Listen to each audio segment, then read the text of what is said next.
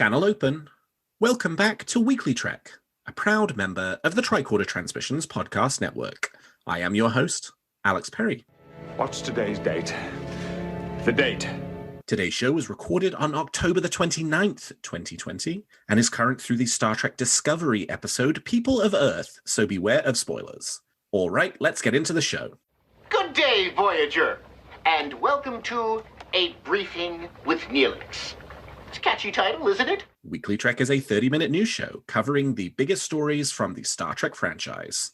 We are in a new golden age of Star Trek. There are 6 television shows in production, possibly more on the way, and enough merchandise to fill the Bajoran wormhole. So stick with me, and I'll help you sort the real facts from a lot of the Dominion propaganda that you'll find online. But I can't do this alone, and my guest this week is Sam Nelson. Sam, welcome to WeeklyTrek. Hi, Alex. Thanks for having me on. It is my pleasure. Well, Sam, I ask my guests this question every week. I want to know something that's got you feeling good about Star Trek at the moment. What's got you moving at Warp 10? Well, Alex, I think for me, as I've made it now most Thursday mornings in a row for a little while now, as I've gotten up super early, grabbed a couple cups of coffee, and sat down this morning and watched the newest episode of Discovery. And was I not blown away by People of Earth today? And that's absolutely the thrust of this season, has me absolutely excited for the future of the show. Season 3. This evening, I sat in and watched the Ready Room episode 2. Just real excited about the look, the feel, the flavor, where that's going, how it's moving fast, I think, but it's moving slower than I think we're used to on Discovery. And it's really allowing for some great character moments. And today's episode was no different. And boy, going to Earth, but then more importantly, finding the Federation and Starfleet, I think in what's coming up in the next chunk of episodes, has got me super excited about where Alex Kurtzman and Michelle Paradise have the show going right now. And I couldn't be happier to be a Star Trek fan in 2020. Yeah, the season is definitely going from strength to strength. I thought the 3rd episode was better than the 2nd episode, which was better than the 1st episode. And it really is kind of firing on all cylinders. I really liked one of the reviews I read earlier this morning. I think it might have been it was either the IO9 review or it was the IGN review, where they were talking about how the funny thing about this episode was that it was about Earth and Discovery returning to Earth. But really, because it was an Earth that was so different from the one that we thought we knew, that in some ways it was just your very kind of typical Planet of the Week style story where your hero ship shows up at an alien planet that happens to be quite xenophobic and not open to outsiders, and then as a result has to learn a lesson. And it's just funny that being the 32nd century, that alien Planet of the Week just so happens to be Earth. It really does sort of show you that things are quite different now for Discovery and their crew. Absolutely. It came up in the Ready Room episode. Will Wheaton had on Jonathan Frakes and the 2 writers of the episode, and how prescient that episode is of all weeks, for at least in the United States, which touches the entire world for good or for bad, about how no matter how far we come as a society, the pullback of that guarding, overprotective, isolationist feeling that pulls into a group of people that you want to protect ourselves, you want to protect us, you want to raise the shields, and as long as we're okay, that's all that matters. And how quickly that if Starfleet and the Federation were to leave Earth, or Earth were to leave them in 100 years, how quickly those feelings would come back. It's really no different than the first time the Vulcans land on Earth that we saw in First Contact, where it was a little hesitancy about reaching out and taking that next step. If the mission of Discovery this season is to rebuild some form of the Federation, then this is to that point of the review. Pulling that Earth of the 32nd century forward again is going to take some work, and it's going to be a completely different feeling to recapture that spirit that is almost 1,000 years in the future. Yeah, it's funny. Earth is clearly very prosperous in this time period, right? I mean, you go down to the planet and you see that, it's just as much of an idyllic paradise as it has been depicted as being on the various Star Trek shows over the years. But it's also one that has become quite cold and quite cruel, and that, the price of prosperity in their case is probably came at the cost of their soul in some ways. And, I think the episode's sort of message was about trying to restore some of that by showing them that they have become reflexively inward looking and cruel to outsiders rather than, being accepting in that. What a spectacular episode. It was really, really good. I couldn't agree more. I'm really excited about seeing some stuff in the future as well. Looks like we're going to get a look at Trill next week. Well, so the thing I'm feeling good about this week is actually just a very, very, very small moment from this week's episode that we were just talking about. The episode begins with a log. It's Michael Burnham's log, and she gives the star date 865211.3, which is really, really far in the future. It is an extrapolation of the star date out 900 years from when Discovery takes place and 700 years from the star dates that we got in the Berman era of Star Trek. And I just thought that was a really nice touch that they sort of, accelerated the star dates forward like that. Star dates often are fairly nonsensical and they remain entirely nonsensical, but I love a good star date. And so I'm happy anytime I hear one. I did not pick up on that in my first watch of the episode, but I saw the number in a tweet. And it immediately made me go back to make sure that the tweet was right, and I missed it. It's one of those great details that it seems as if Discovery and Lower Decks and Picard have really hit on paying the best attention possible to those kind of details to make that viewing experience for a lot of Trek fans complete. And it's just that feeling that they're on the right path and they're doing all the right things. And in the process, telling some fantastic stories with some good character depth, too. I love the star date. All right. Well, with that, let's turn to the week's top stories. There's a war going on, and I'm a reporter.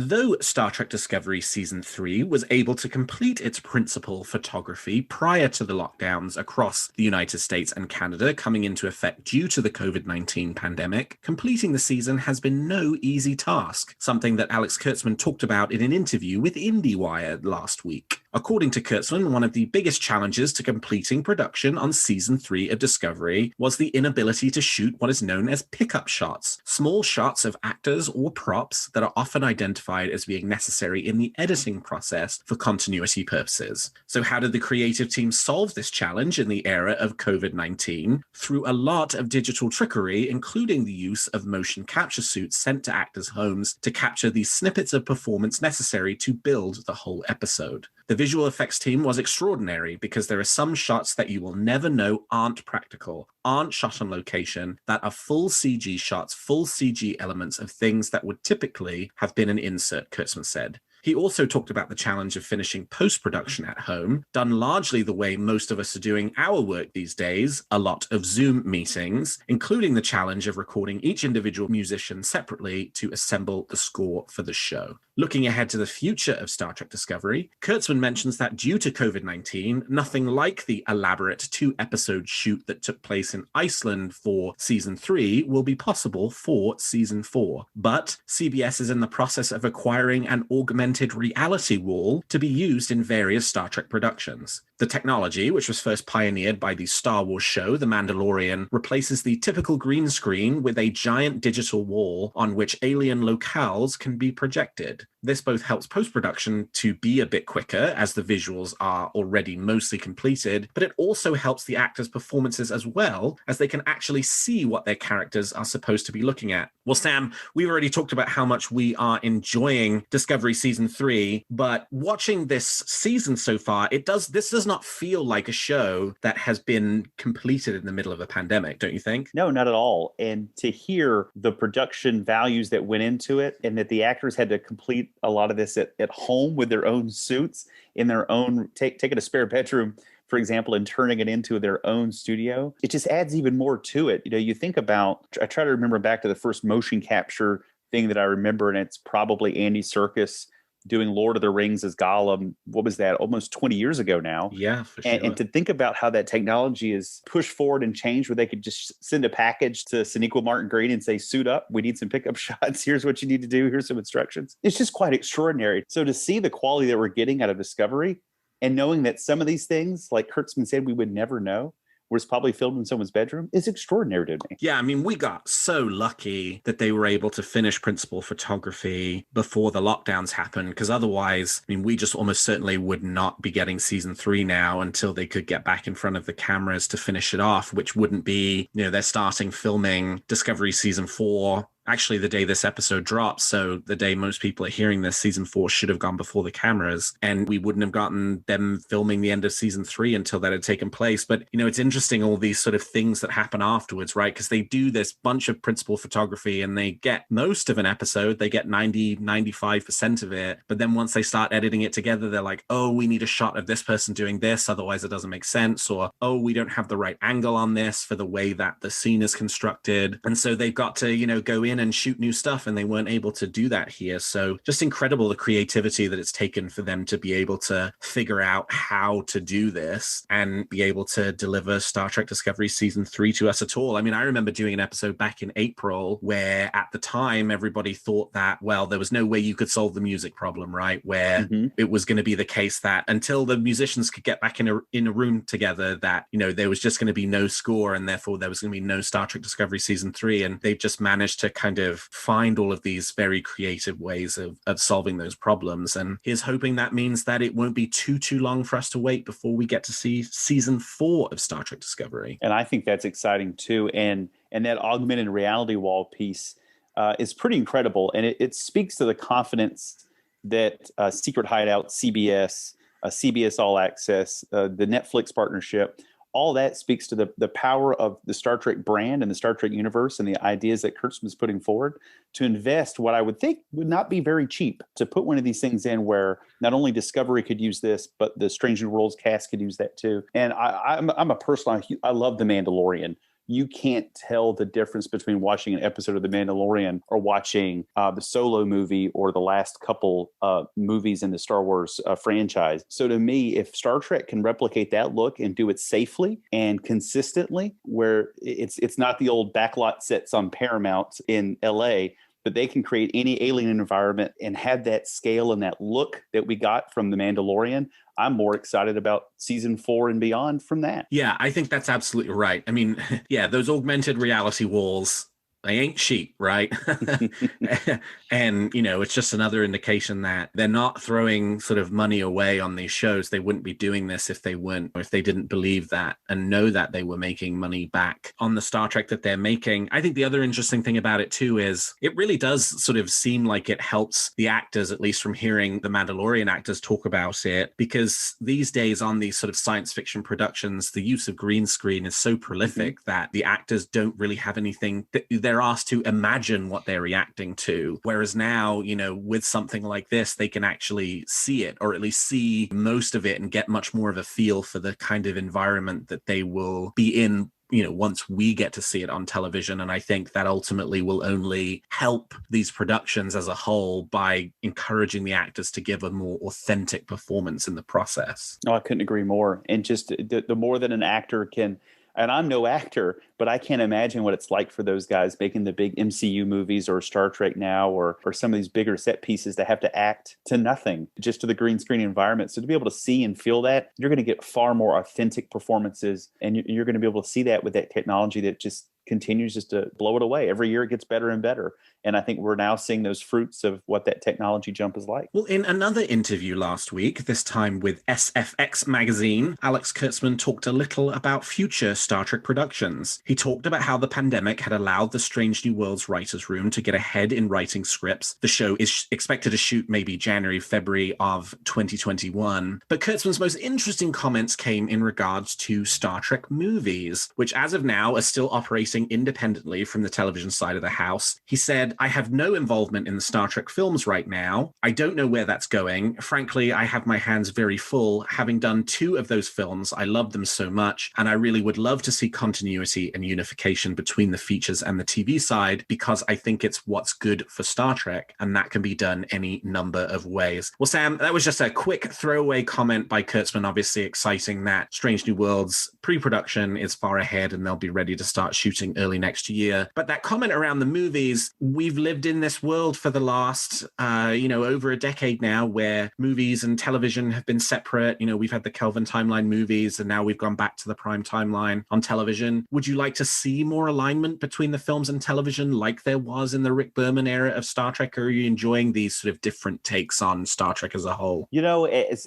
a Star Trek movie fan, and it was the movies were definitely one of my entrance points in the early 80s as a kid growing up watching watching Star Trek. I'm a huge fan of Star Trek movies. And I say that with a caveat, but I love the current direction of the TV shows. And I am okay if we even take a pause and continue where we just focus on TV for a little while. I love the unification. I love to be able to, in the late 90s, go from watching the All Good Things to Generations and then watching Deep Space Nine and seeing Worf come back to the movies. That was all great. I'm a huge fan of the Kelvin Timeline movies. I just want whatever Star Trek movie hits the screens next to be as fun and enjoyable for non-Star Trek fans who are being introduced to the Star Trek universe. And I want them to tell great stories that make Star Trek fans show up in droves. Star Trek is not, it's never going to be that huge tentpole movie series like Marvel or Star Wars, but it can tell great, engaging stories. As a huge fan of Star Trek Beyond, I thought that struck the absolute right balance between what a great movie could be for Star Trek. It's unfortunate that the receipts didn't match when it came to the box office. I am okay with unification, and I'm the worst person at this because I'm also very happy if they continue to tell other stories and get different voices in there. I'm excited about where we're at right now in the television world, and I just want a good movie that brings more people into the tent, but just tells a great story too. Yeah, I think that's right. I mean, it's obvious that they've been having a lot of trouble figuring out the path forward with the movies. And, you know, it is what it is. There's plenty of Star Trek, right? We're in 23 new weeks of Star Trek right now. Would a movie having come out this year, since it's been 4 years since the last one, really have added all that much to this year's kind of, you know, Star Trek festival, in addition to this 23 weeks we're in right now and the 10 weeks of Star Trek Picard at the start of the year? It would have been the cherry on top of the cake, but it wouldn't have been the full meal, so to speak, because we're plowing our way through that right now. Yeah, I mean, I'm like you. I'm one of those people who, you know, likes those little points of connection. But I think that a Star Trek movie needs to be successful in order for there to be more Star Trek movies. And I don't necessarily know that Star Trek,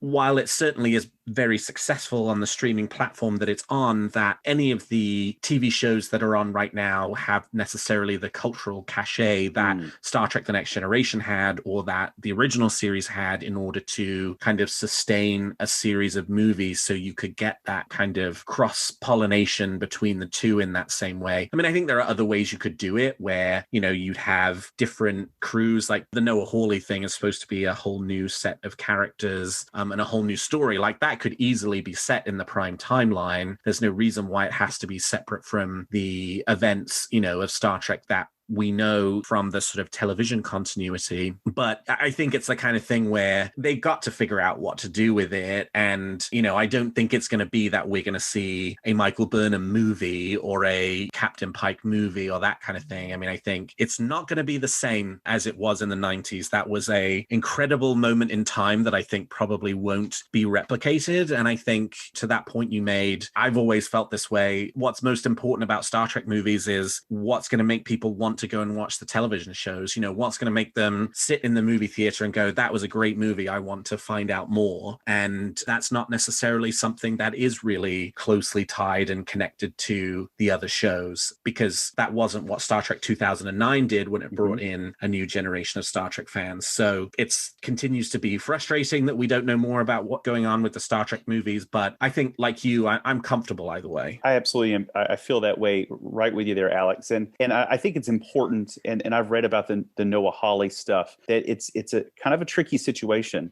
I think Star Trek was successful in its original run of movies because you got the old gang back together again. And the Next Generation movies were successful because you saw that transition. They went out in season 7 at their peak of popularity and immediately went into the movies, and used that same continuation. And I think what made the Kelvin timeline movies successful was because Kirk, Spock, McCoy, etc., they're part of the cultural zeitgeist of the world, and people recognize those characters, and you just put the gold shirt on Kirk and you know who it is. The danger is, does Hollywood reject a possible Star Trek movie because the creative forces behind it are insisting on a brand new vision and a new direction, where that might be more stable on CBS All Access, where you could take a chance on a movie of the week or a small miniseries? Are they going to sign off on going in a completely different direction with a different crew? Or would it just be more comfortable to say, let's do Kirk again, or let's recast Picard, and let's do something that the audience can come and immediately feel comfortable watching and laying down $15 if and when we get back to go into the movie theater again, it's a whole other piece. Right. But when we write these checks for $200-300 million, what's it going to take to put butts in the seats? And I think for Hollywood, that's a big concern. Is it comfort, or are we going to try something exciting and fresh? And that's probably the biggest question marks for me. And what does that next film look like? Simon & Schuster have announced the next Star Trek Picard novel to follow last February's inaugural book, The Last Best Hope by Una McCormack. The Dark Veil by James Swallow will be released in January of 2021, so we don't have too long to wait, only about 2 months, and will feature Captain Riker and the USS Titan. Yes, it is the year of Captain Riker, set well before the events of Star Trek Picard, but after the attack by rogue synths on Mars that forced Admiral Picard into retirement. The book revolves around Riker, Troy, and the Titan being drawn into some Romulan intrigue of their own. Notably, if you're wondering whether Bradwood Boimler is necessarily going to show up in this book, this takes place probably about 10 years after the events of the Lower Decks Season 1 finale, so I doubt it. Swallow, who has written other books about the Titan in the old novel continuity, has said that fans should expect that there will be some new faces, but also some familiar ones, implying that book characters from the Titan series may carry over to this new continuity, which is in line with the TV shows. Sam, are you much of a book reader, and do you have any interest in the story of Captain Riker and the USS Titan? I am a book reader. I don't read them with the volume that I used to when I was younger, but I certainly am familiar with James Swallow's work. Recently on the Trek Book Club Twitter, they highlighted his Cast No Shadow book, and I don't think I'd ever read a James Swallow book, but I got my hands on Cast No Shadow and absolutely love it. I like his style. He's got the Star Trek chops, and in writing other Titan books, James absolutely has the feel for Riker. And you said it best. If you weren't a fan of Riker, Troy, Jonathan Frakes, 2020 has not been your year because he is all over the place. I love that he's an ambassador for Star Trek, both as a director and dabbling back into putting Riker back on again and seeing him in Lower Decks. I love Captain Riker, love Jonathan Frakes, and to see him all over the place. And reading a little bit of the description of the Dark Veil, it mentions Tal Shiar, and obviously it's deals with the world post attack on the Utopia Planitia shipyards. So seeing Riker have to tangle with the Tal Shiar after we saw what he did in the season finale of Picard, having Riker tangle with anybody's great, but having Riker mixed up with the Romulans is fantastic too. So I'm excited to get my hands on this book. I've loved the book relaunch since Discovery, and I know Swallow has written at least one of those books in the Discovery line. So I really think what they've done in relaunching these books has been exciting and fantastic and really tied back in and added a bunch of flavor to what you're watching on TV. Yeah, James Swallow is one of my favorite Star Trek authors.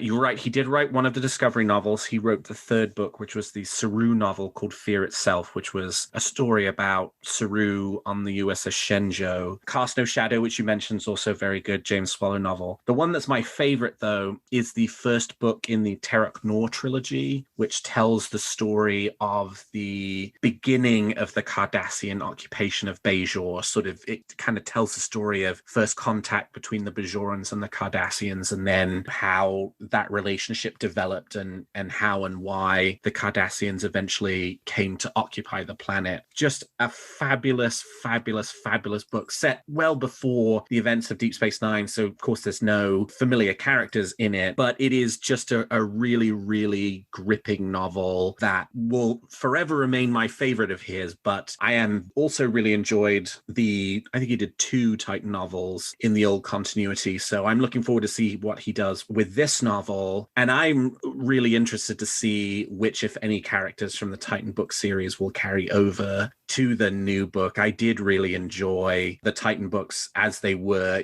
before new Star Trek series started coming out, and I'm looking forward to seeing, what, if anything, survives of that into the new continuity. So this is a definite must-buy for me. It's coming out in hardback, just like The Last Best Hope did, but I'll also note that The Last Best Hope did get a paperback reprint in September. So if hardbacks are a little outside of your price range, I would expect that this book will also get a paperback reprint, 6-8 months later, just like the previous one did. And lastly, Eaglemoss have provided an update on their various Star Trek Starships lines, While the regular Star Trek Starships collection has ended at 180 issues, more bonus issues in the small sizes are forthcoming. And while the Star Trek Discovery Starships collection will be ending with issue 33, it will be replaced by a Star Trek Universe Starships collection that will include the ships from Star Trek Discovery, Picard, and Strange New Worlds. That new collection is scheduled to debut in April of next year. Kicking off the Star Trek Universe Starships collection will be 4 ships from Star Trek Picard: La Sirena, the Romulan Bird of Prey from Absolute Candor, 7 of 9's Fenris Ranger ship, and the USS Zhang He from the first season finale. In addition to the new collection, Eaglemoss have also announced new releases in their XL Starships collection. The USS Enterprise from the Kelvin timeline will be the next ship in the line of large models, followed by the Delta Flyer from Star Trek Voyager. And if that wasn't enough, in addition to a new Federation shuttle set, yes, if you thought they'd done them all, you would be wrong, the Sonar Collector from Star Trek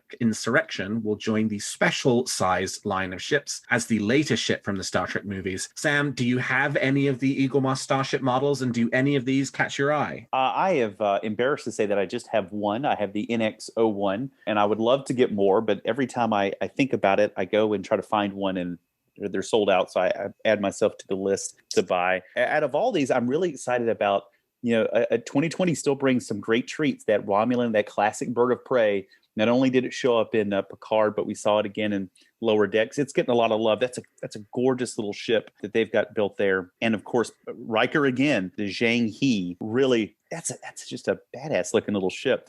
The most powerful ship in Starfleet's history, obviously. And those just look great. And the small shuttle contains the Calypso, the little captain's yacht from the 1701D. So that's, although not the most impressive of designs, it's just cool to know that they've gone to that detail and that level to give you a little captain's yacht action from the 1701D. Kind of wish we could have a Short Treks episode where we see Picard hop in there and take it for a spin. Yeah, I mean, talk about a deep cut, right? Just like the Aero Shuttle on the USS Voyager, it's the most seen starship that it's actually never appeared in an episode of Star Trek. And there will now be a model of it for the completists like myself. Yeah, I think of all of these, I'm particularly looking forward to the Zhang He because we did not get a great kind of lingering look at those ships in the Star Trek Picard season finale. And so it'd be nice to get up close and personal with one and, see it from all the angles and take a look at it sort of every which way and give us the opportunity to appreciate it for what it is rather than being part of this big action sequence and, everything sort of quick cuts and you don't quite get the chance to marvel at it that you otherwise would. And obviously the La Sirena, the hero ship of Picard, I wasn't necessarily a huge fan of it at first, but as the season wore on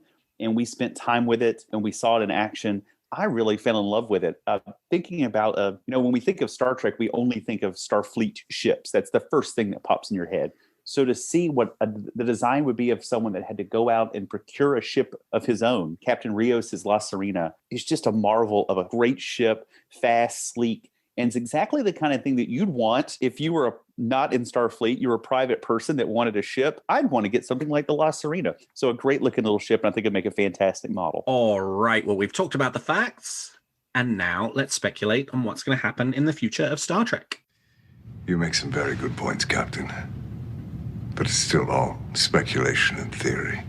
So each week, I and my guest give you a wish or theory we're nurturing about any of the shows or the future of the franchise. So Sam, let's hear your theory or wish for this week. Well, I've waxed on it for a little bit in this episode, but I really am excited about what's coming up in Discovery over the next, the rest of this season. 2020 has been a treat for Star Trek fans that go deep cuts. Not only did we get to see Jean-Luc and Seven and Hugh, the Rikers back in Picard at the beginning of the year, but we got the absolute masterclass in well-timed references and cameos in the Lower Deck series. So now as we're 900 years in the future, and we just visited Earth in today's episode of Discovery, and we were teased with Trill next week, there's going to be a continuation of these little bits and pieces. And I love how, and it's probably the result of COVID, that the writers have had a little bit more time to slow down and really hone these episodes in. And when I look ahead to episode titles like Unification 3, I'm excited that the franchise, the writers, the producers are really slowing down and giving us treats along the way, but not just for fan service. but real, honest to God, these are things that are going to help tell a story and give us those pieces that just warm your heart, make you smile, but then treat the franchise with respect and understand that these folks that are in charge of Star Trek right now are taking us in the absolute right direction. And I couldn't be happier to see what the future holds for the rest of the season of Discovery, with that in mind, treating longtime fans and telling great stories along the way. Yeah, it's as you say, it has been going from strength to strength, and we saw what happened with Earth this week. We'll see what happens with Trill next week, and then we'll see what happens with whoever comes next after that. It certainly does feel like one of the things they want to do is sort of take us on a little bit of a tour of the galaxy that we knew, to kind of see how different it's become. And I think there's lots of exciting things ahead in store for us around that. Well, my theory this week is actually sort of builds off that a little bit, because you just mentioned it, Sam. So supposedly, it's not been confirmed, but supposedly there is an episode coming up with the title Unification 3, which is interesting because Unification obviously is a famous two-parter from Star Trek The Next Generation, the appearance of Leonard Nimoy in The Next Generation playing Ambassador Spock. And strangely, for episodes of The Next Generation, Unification Part 2 was not called Unification Part 2. The episode title was Unification 2. And so what we have been told to expect is that there is a Unification 3 coming up this season. Now, my theory is that if there is a Unification 3 as an episode, which, as I say, we don't necessarily know will happen, it's shown up in a few different places, but has not kind of come up on CBS All Access yet to say that Unification 3 is one of the episodes of this third season. But if it is an episode, I assume that episode will be about how at some point over the last 900 years, the Vulcans and the Romulans did undergo reunification. And my theory is that the episode will have a Spock reference or shout out in it, but specifically a shout out or reference to Leonard Nimoy Spock, not to Ethan Peck Spock. So it'll be an Ambassador Spock shout out. What I would really like would be some kind of moment akin to the Star Trek Beyond moment, where Kelvin Timeline Spock is given that picture from the Final Frontier of the cast of the Prime Timeline version of the crew, where it's that Final Frontier publicity shot, which is just one of my favorite scenes in that movie. I would love for some kind of Spock reference, because if it is the case that the Vulcans and the Romulans have undergone some kind of reunification, the grandfather of that is Ambassador Spock himself. And so what a perfect way to do an homage to Leonard Nimoy and the gift that he has given us over the last 5.5 decades from his portrayal of Spock, a character who continues now to live on in, first it was Zachary Quinto, but now in Ethan Peck, I think would be wonderful. So if Unification 3 is an episode, I think it'll be about Vulcan-Romulan reunification, and I think it will have a shout out to Leonard Nimoy Spock. Sam, what do you think about that theory? Oh, I think that would be fantastic. And as you were speaking of that, I immediately imagined the acting of Sonequa Martin Green. She portrays and can act so many emotions in such a short period of time. When she crash landed in episode 1 and she went through that whirlwind of emotions in about 60 seconds as it was scanning for life forms. Imagine her standing on the future, you would assume it's Vulcan, where maybe the Romulans have just come home to Vulcan in Unification 3, and seeing a monument to Spock, or hearing people talk about Spock, her brother, and how proud she would be. And immediately you would see the camera, I could see it pan to Sonequa Martin Green as Michael Burnham, and she will just show that range of emotions from happiness to tears, and that the whole crew knows that's our brother, that's Spock. And to see a Leonard Nimoy shout out would just be even more special to us viewers. I think that would be a powerful moment and a really cool kind of finish to something that has been talked about really since the Balance of Terror. So a thread about Vulcans and Romulans that's been going on 55 years now. Sam, you've taken my theory and somehow you've managed to make it 100 times better. I hadn't even thought of the Burnham angle of discovering what happened to her brother after, they had a reunification of their own at the end of the second season, but then were obviously separated by 900 years worth of history. That's terrific. I really want this to happen now. I think it would be a really great kind of end to that relationship of Burnham finding out what an important person Spock was in the history of the Federation. Do you have a theory or a wish for Discovery, Picard, Lower Decks, or the future of the franchise that you'd like to share? tweet them to me at WeeklyTrek, and I might feature your theory in a future episode. Well, that's all the time we've got for this episode of Weekly Trek. Thank you so much to my guest, Sam Nelson, for joining me today. Sam, how can people contact you if they want to continue the conversation? I do all my social medias exclusively on Twitter at slnelson77. And you can find this show on Twitter at WeeklyTrek and me at Alexander T. Perry. And if you enjoy the show, please consider leaving us a 5-star review on your podcast player of choice. And please check out some of the other great shows on the Tricorder Transmissions. And if you like our shows, please also consider becoming a Patreon of Tricorder, which you can find at patreon.com/the Tricorder Transmissions. And lastly, if you're looking for Star Trek news on the internet, I hope you will turn to trekcore.com. Well, thank you, Sam. Thank you to all of my listeners. And until next week, live long and prosper.